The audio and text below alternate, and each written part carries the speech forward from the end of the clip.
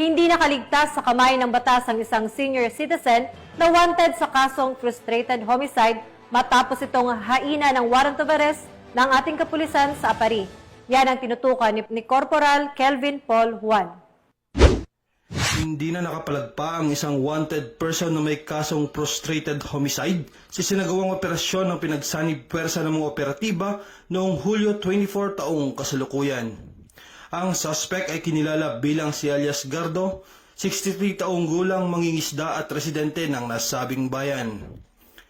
Naaresto si alias Gardo sa bisa ng warrant of arrest na may nakatalagang piyansa na nagkakahalaga ng 72 piso para sa kanyang pansamantalang kalayaan. Kasalukuyang nasa kusdiya na ngayon ng Apari Police Station ang suspect para sa tamang dokumentasyon bago i-turn over sa korteng kinauukulan.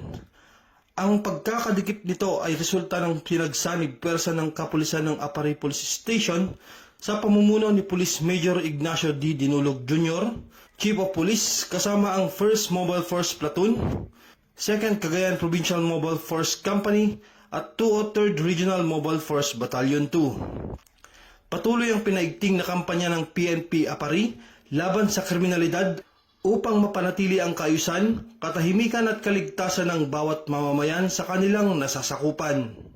Mula dito sa Lambak ng Cagayan, ako po ang inyong Police News Network Correspondent, Police Corporal Kelvin Paul Juan, alagad ng batas, tagataguyod ng Balitang Pulis.